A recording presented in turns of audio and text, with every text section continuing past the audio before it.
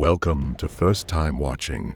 After we got Exit 8, Shudder now gives us a movie adaptation of The Mortuary Assistant, and compared to the game, it's bad. I'm sorry to disappoint you. Willa Holland is awesome, but this movie is ass. If you want to know why, stick around for an explanation of the ending and to learn the differences between the game and the movie. So like, subscribe, and for Cthulhu's sake, please hype up the video as we go into the movie recap of The Mortuary Assistant. Rebecca is embalming a body for her final supervised procedure. After that, she is a full-fledged blood drainer. Her teacher Raymond congratulates her as she makes the arterial injection, but he notices a twitch in the body, which spooks Rebecca. He tells her everything's fine and lets her continue. After she is done, she puts Miss Sawyer back into her cooling cell. Then she cleans the embalming table and has to go down to the basement to restock. But Raymond scares her. He tells her there is no reason to be down in the basement. Something follows him down there, so he locks the door. After her shift, Raymond congratulates her on finishing her training. From now on, she will be able to work alone. Her schedule will be fairly consistent. She will mainly work the day shifts, and he'll handle the nights. She tells him she doesn't mind working nights, but he says no. He doesn't want her to get worn out. She is young. She should go out and have fun. She experiences some weird headache, which worries Raymond, but he ignores it and welcomes her aboard. Rebecca goes home while Raymond goes back into the basement. That evening, Rebecca goes to a meeting to celebrate her 1 year of sobriety, but as she looks into the crowd, there's a strange man calling her name. After the meeting, Rebecca is in the car when she gets a call from Raymond. He needs her to come in. There are several transfers from the city. She tells him, okay, so he wishes her good luck. She makes her way to the morgue and goes right to the embalming room, but she is confused because normally you don't embalm bodies that you cremate, but Mr. Leibowitz needs both embalming and cremation. She cleans up the body and closes the wounds, but when she gets to the legs, the wounds look fresh. She gives him a sponge bath and shoves the embalming stick into the dead bastard, but as she goes to check on the files, the guy moves. He opens his eyes. She documents her findings in the system and cremates the guy. But then she notices her car door is open, so she runs outside to close it, forgets about it immediately, and goes right back to work. She has a weird migraine which makes her forget time altogether, but snaps out when the phone rings. It's Raymond. He called to check up on her, but she tells him she is fine. Rebecca takes out the second body when the lights go out. The body moves as she runs off to look for a flashlight. She finds some burning paper instead and returns to find the body's hand next to the gurney. The granny smiles ominously as Rebecca shoves her into the oven to cremate. Time for the next body. This one's wrists were cut, but then there is a knocking on the door. The body follows Rebecca as she walks off. There are eyes at the end of the hallway as the knocking continues. The knocking abruptly stops, so Rebecca returns. And now the body is gone. The phone rings. She picks up. A voice tells her she did this to him. It's all her fault. So she hangs up, but it immediately rings again. She looks at her wrist and there are cuts all over it. But when she looks again, they're gone. She picks up the phone again. It's her dad's voice. He is reporting Rebecca missing back when she was 14. She had drug problems and he needed the police to go find her, but they didn't. He had to find her, like that himself. She passes out and wakes up in her own bed. There is a knocking on her door. While she goes to check the words, "Let me in," appear on her mirror. It's the woman from the meeting. She begs Rebecca to let her in. She is angry with her because she believes the girl fell off the wagon and is here to get her right back to being sober. Rebecca promises her she didn't use, and even though she doesn't believe her for one bit, they still hug. But Rebecca's eyes change, and she attacks her. She bites off the woman's finger and throws her to the ground. She grabs a corkscrew and stabs her right in the brain. And then Rebecca wakes up again to the sight of her dead sponsor. She washes up and calls Raymond. He asks her to tell him what she experienced, but he gets angry when he finds out she left the mortuary. He needs her to get back there right away. He'll meet her there. She is shocked that he knew that something weird is happening there. He tells her the mortuary is the safest place to be. She is a danger to everyone around her. Her sponsor gets back up. He tries to tell her she needs to listen. He'll tell her everything, but she is too spooked and runs off. When she opens her door, her sponsor is there alive and well, so she runs past her and jumps in her car to go back to the morgue. Raymond is there, waiting for her. He explains to her that there is an entity that possesses them. It exploits the worst parts of themselves. Anything to gain control, to let it in. The entities live in the dead and try to take over living humans. For most, their bodies shut them out, but not hers. He didn't know the possession already started. If he did, he would have kept it away, but that's too late now. The demon will keep trying to abuse all her weaknesses until she submits. So She wants to know what she has to do to stop it. He explains to her that to banish a demon, she will have to learn its name. She will have to look for the marks so she can burn the demon's name in the right house. And as he rambles on, she loses consciousness. She looks at him, but it's the demon. She throws him over the desk and tells him it's his turn to burn. He opens his blouse. There is a mark on his stomach that scares her, and he leaves the morgue. Rebecca turns back to normal and apologizes to Raymond for her behavior, but he locked her in. She will have to solve this on her own. In the embalming room, a big white demon stands up while Rebecca runs around, frantically looking for a way out. She sits down behind Raymond's desk to check his notes when she notices a lady at the window. It's her grandma. Granny begs her to let her in and starts ramming on the window. Behind her, there is a man. It's her dad. He brought her a scalpel she could use to slit her own wrists, and then he jumps her and stabs Rebecca in the leg. But it wasn't him. She is stabbing her own leg. Then her dad appears again and slowly walks towards her, so she backs up through the doors and locks them. She is now in the cooler room and can hear her father whispering that it's her fault and she is going to die. Raymond tries calling her, but can't reach her. As Rebecca looks back at the embalming room, it returned to normal and the body is back on the table. She takes out a needle to stitch the stab wound in her leg, but keeps her eyes on the body, afraid it might move. After she fixed up her leg, Rebecca grabs the scalpel and wants to perform the embalming, but the lady gets up and grabs her hands. Rebecca manages to tie her down. As the phone rings, she picks up. It's Raymond. He tells her she needs to pick a body and slice her own wrists because it craves suffering, so she should offer her blood and burn the body. Then it will all be over. So she does. She pours the blood and burns the body, but she gets blown back. She remembers being a kid in an institute. She wakes up herself in the oven, ready to be cremated. She has to remind herself that it isn't real and wakes up outside of the oven. She stumbles back to the office and calls Raymond. She tells him it didn't work. He doesn't know what she means. So he tells her to get off the phone. It isn't him. She should go to the basement to find the tapes. They'll explain everything. The demon is watching her as he takes over the call and tells her to burn herself. She hangs up and goes downstairs into the basement, where she finds the tapes Raymond was talking about. She runs back up to watch them. In it, Raymond explains that she uses the flaming strips to find a sigil which shows her the demon's name. She should then use some wooden chips, put them on a disc to spell out the name, and burn that with the body. The blood of the possessed must be injected into the body of the being. So then he shows that he is keeping one of the girls in his basement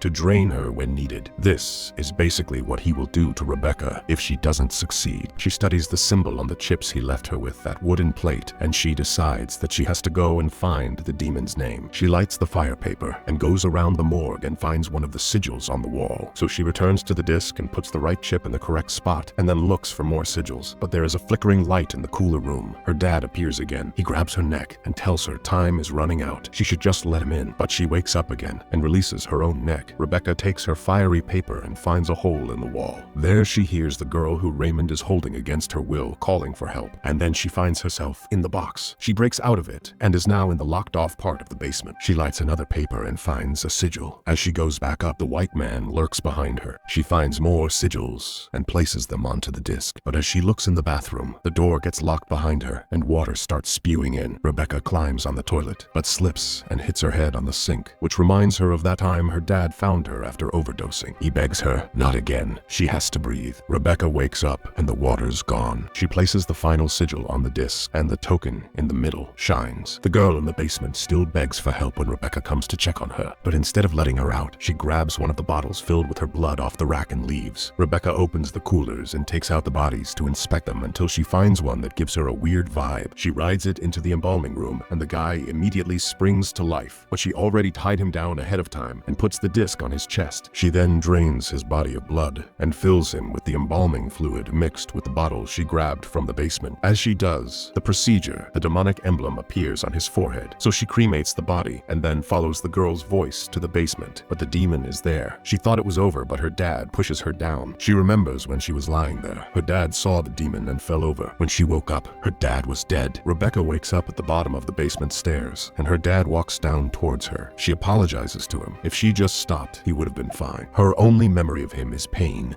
and she should just forget about him. It's time to let the dead rest. She wakes up on the gurney. Everything seems back to normal until she hears the voice of the girl in the basement again. Rebecca goes to her and breaks the lock on the box to get her out. She looks rough and apologizes and calls her stupid Rebecca. Raymond pulls up and opens his blouse to push her back into the box. Rebecca demands him to stay away from her, but he tells her he will explain everything everything, so she should just calm her tits already. He starts by apologizing to her for having to face that alone, but unfortunately, that is the life they lead. She asks if he was going to do the same to her as the girl in the basement. He tells her probably not, but without that girl, without her blood, there is no way to repel the demons, so they can't kill her. He watched others try what she did, but Rebecca is the first to survive. He watched them degrade till they are no longer human. He researched the demons for years to fix it, but all he found is to prevent it, thanks to that girl in his basement. But now maybe together they could find a new way. He has been doing this for his entire life, and it never goes away, so she will have to learn to live with it. She can stay with him and learn. The more she knows herself, the stronger she'll get. She will never be free, but she can learn to live a life beyond fear. Rebecca walks away and goes outside. She watches the kids playing, but notices the demon behind them in the forest. He will never leave her alone ever again, so she goes back into the morgue.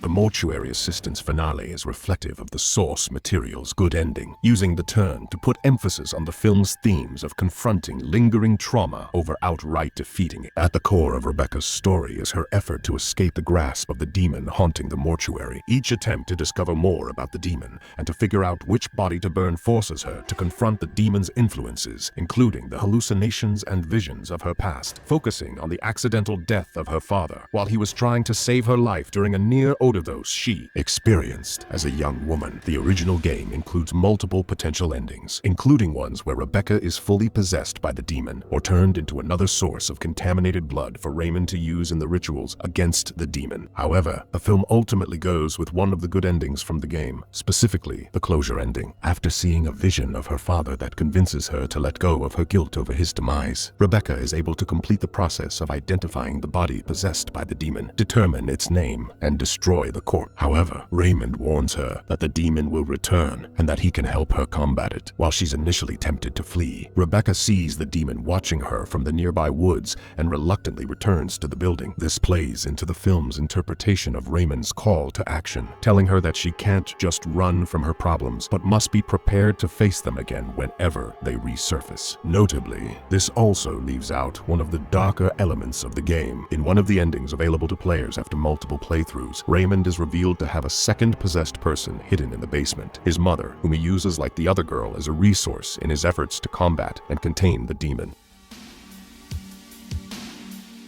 Alright, so let's really break down the difference between the game and the movie, because even though they share the same setup, they end up telling two very different versions of the same story. In the game, you step into the role of Rebecca Owens on what is supposed to be a normal night shift. You arrive at the mortuary, you get your instructions, and at first everything feels procedural. You're preparing bodies, going through the motions, learning the job, but very quickly something starts to feel off. Small things happen at first, lights flickering, shadows moving, doors not staying where you left them, and then it escalates. What makes the game so effective is that it never pulls you out of that experience. You are the one walking those halls. You are the one checking the bodies, second-guessing every decision, wondering if you've missed something important. The entire night becomes a test of your ability to stay calm and think clearly, while the game constantly tries to break your focus. And at the center of it all is the main objective, figuring out which body is possessed,